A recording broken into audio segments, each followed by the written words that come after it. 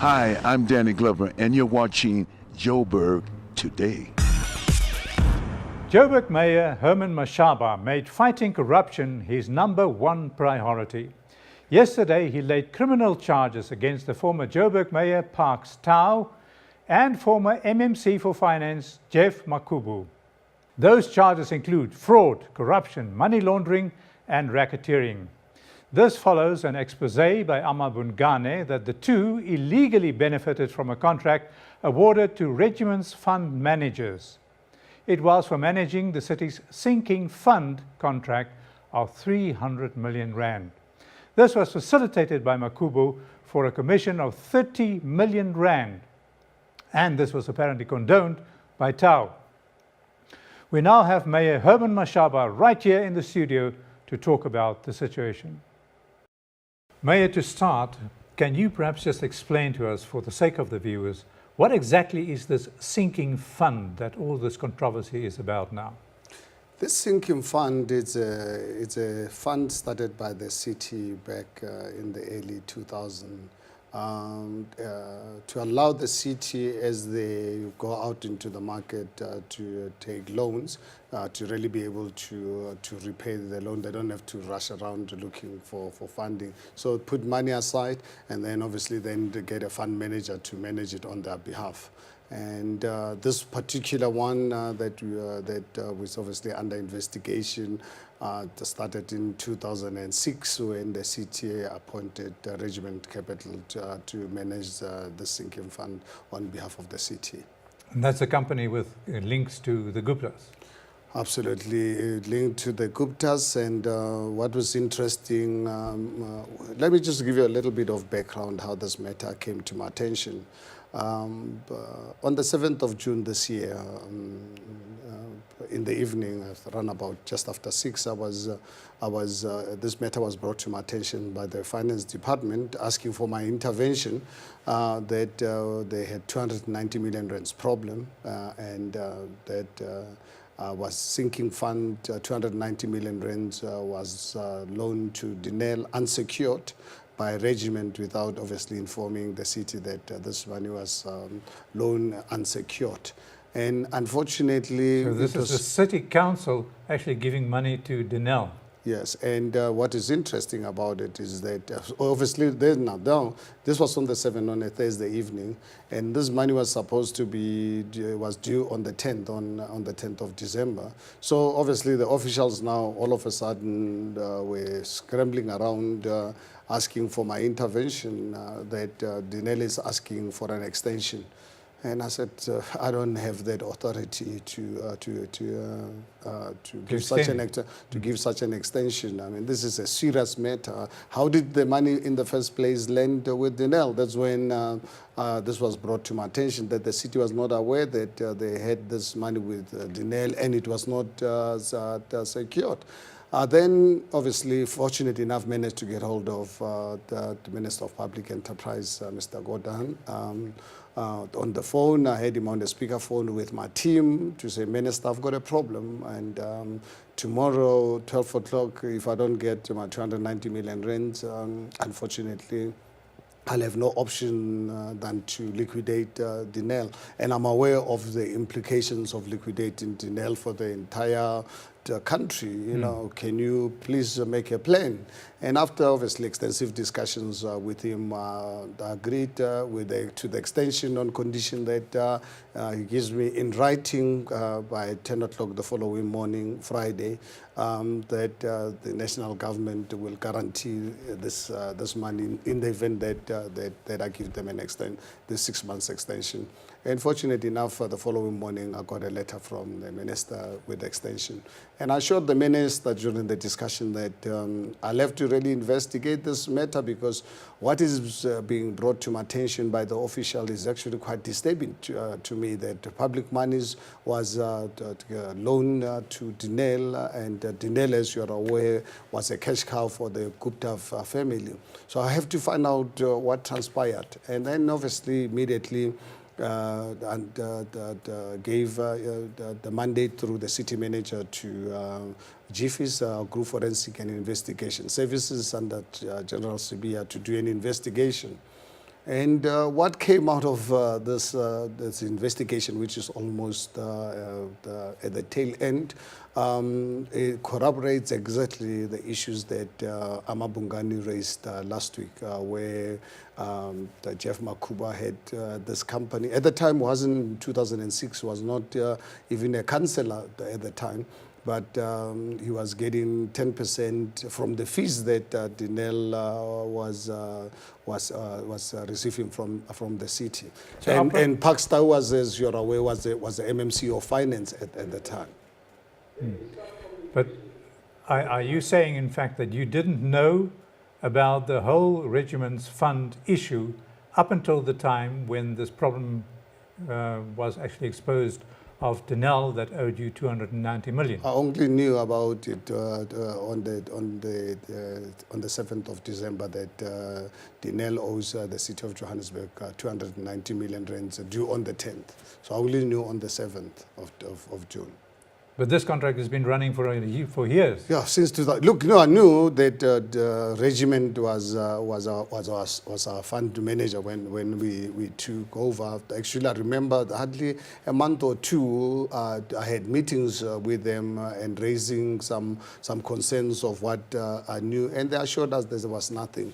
And obviously, with just taking over government, there was nothing at that time that brought any concerns, immediate concerns to me. So up until a week ago, you had no problems actually dealing with them? Well, absolutely. I had concerns, but obviously nothing. Did you know about material. the deep history, including Parkstar and Makhubo? No, I had no knowledge of Parkstar and Geoffrey Makhubo, that they had a close relationship with the regiment, including not just getting the fees, including the transaction that the regiment did in other B deals where their wives were given shareholding.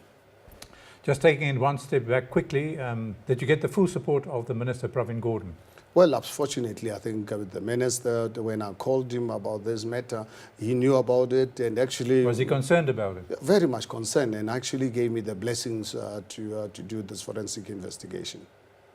Now tell us, what is the situation of the fund itself right now, masterminded by regiments? Well, I'm pleased this morning. In fact, I saw on JC Sense yesterday that Dinel was going to honor the payment. And fortunately enough, this morning, the 290 million rands hit our bank accounts. So we've got our 290 million rands. Where Dinel got the money from, that's a mystery that I don't know what happened. But on behalf of the residents of the city of Johannesburg, I'm glad that their money is safe. It's in our bank, and I'm sure you're aware. 2 weeks ago, I went to council with a report authorizing and mandating the city manager to terminate our relationship with Dinel. So our lawyers are busy with agreements to calling for a divorce with the regiment, because I cannot really be associated with this organization like this. Yeah. So now we know we have the 290 million back for the citizens of the city, but still, if you go back into the history up until 2006, it means that a lot of money was paid, 30 million in fact, and in no, the it's 30 million is it's really quite conservative. I think our group forensic... Nevertheless, it's money paid as commission to Mr. Makhubo, with I think the blessing of Mr. Tau, and that's money that has actually been taken out of the pockets of the ratepayers of the city. And the thing is, it's not just really the 30 million rands or the 10% which was paid to Geoffrey Makhubo's company. Regiment, when the contract was renewed after the intervention of Parkstar after the 2011, where the regiment was disqualified because, and also being the most expensive. And with the intervention of Mr. Parkstar, for whatever reason, the regiment still got the contract. Still, right now? Being the most expensive. But as we speak now, is that contract still in place? Yeah, no, it's the one that I'm saying is that 2 weeks ago I had to get, I presented the report to council to authorize the city manager to serve divorce proceedings with the regiment capital, because we cannot just really deal with a company like this. Well, if one goes back right to the beginning, then it's rather strange that a company, a private company, has been given the contract to actually mastermind and to control a fund that should actually have been awarded to a financial institution. I mean, where does this company come from? Well, let me tell you also something really very strange about this particular matter with Dinel. Because the regiment, as a fund manager, they get the commission from the city of Johannesburg. They also got another 3.5 million rands for raising the funds from Dinel. So they got payment, double payment. Double. Why did Dinel have to really pay for the facilitation of this loan? They're not supposed to get any payment because they are acting in the interest of the city of Johannesburg. But what is strange about this arrangement is that you can imagine they're getting fees from us, and then they also got another 3.5 million rands from Dinel for organizing this loan for them. And obviously this loan, we don't know what they could just did with the money. Anyway, if you've laid criminal charges, are you sure that you have the evidence available that those criminal charges can stick? More than enough. I think you don't even have to really be a detective or even a constable, just really as an ordinary person with what transpired. We've got more than enough evidence, and I've requested our group forensic services under Shadrach Sibia to take this matter up further with the works. In fact, when I laid the charges yesterday with the detectives at Johannesburg Central Police Station, I did indicate to them that this matter must be referred to the works. But as you are aware, I've got another big challenge in terms of the works and the MPA. I really hope that we have to really wait to see the new head of the NPA to take over this case and others, because I've got more than 60 other cases. Yeah, in the past, you've actually approached the police and the Hawks and so on in connection with other cases, Big cases. And nothing happened. Yeah, no, cases so what where gives you the real confidence now that something is going to happen? No, it is for that reason that my view is that this matter has to really wait for the new head of the works. If obviously, of the NPA. But obviously, if they decide to proceed right now, I'm going to be following this matter with very, very close.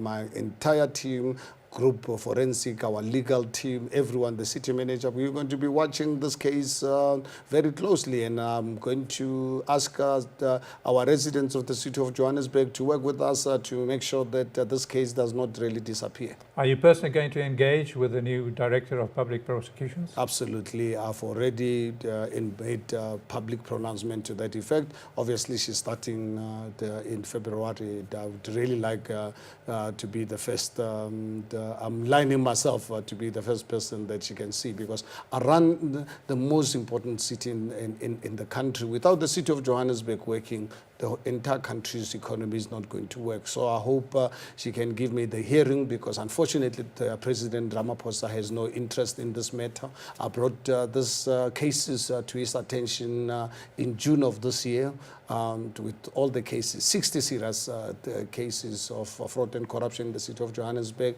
And unfortunately, the only response I received from the president was acknowledgement of my letter. So it looks like the president himself is not interested in these cases. So are you going to see this thing through, and you're going to stick with it? Do I have a choice? Unfortunately, I don't have a choice. I have the responsibility. I signed I think I've really committed myself to serve my city to the best of my ability. And obviously, any matter of wrongdoing, I believe I have an obligation to pursue it to the end. The ANC says that you're a hypocrite because you don't want to talk about other scandals, such as fleet tender award by the city, and that you are involved in that and benefiting from it.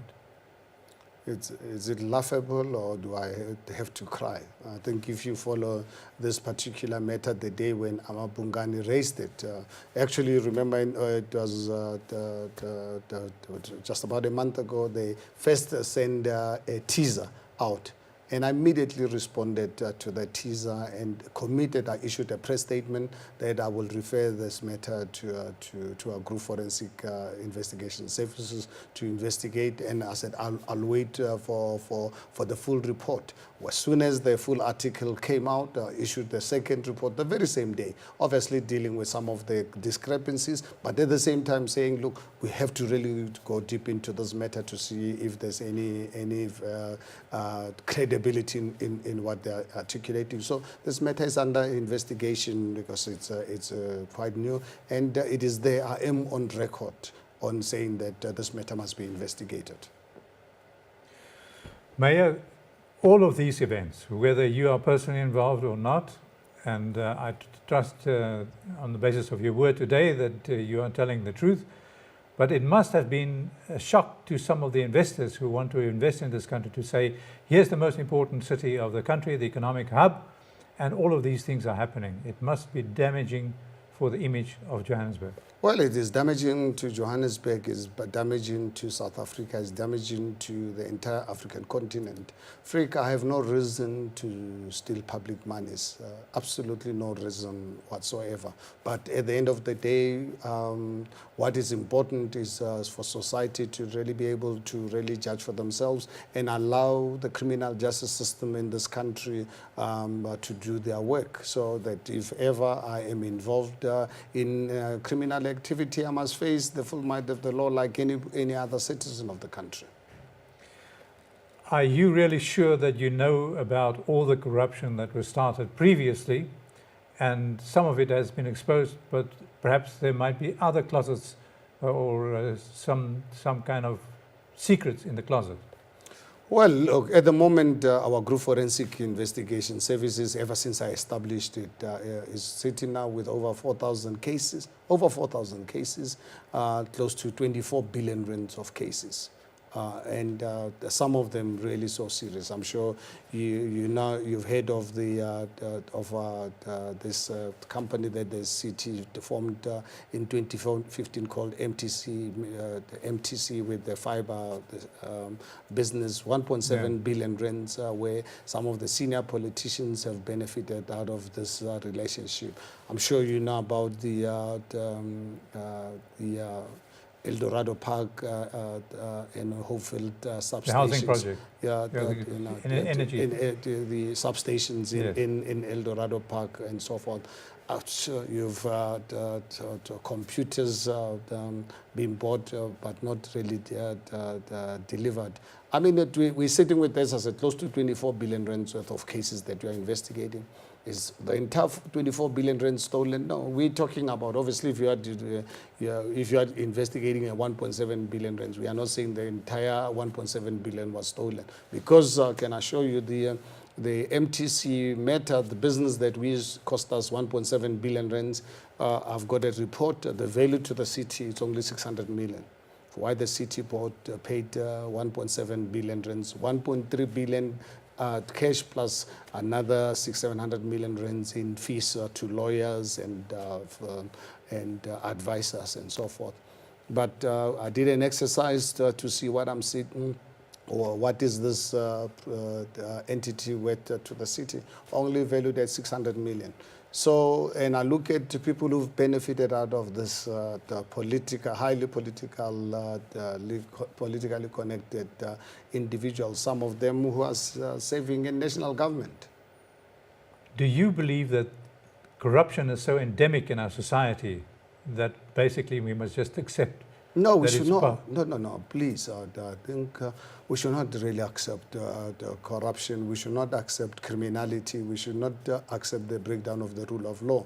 I think let us all be resolved. Let us all really be more determined to rid our society of this cancer, because by letting it continue, it can only get worse. I think let us all be grateful what happened on the 3rd of August 2016, when the residents of Johannesburg decided to really put in a new government and wanting change, and they did it in other areas. So I think it will be a mistake that even God will never forgive us if we give up. We should not. We cannot afford to.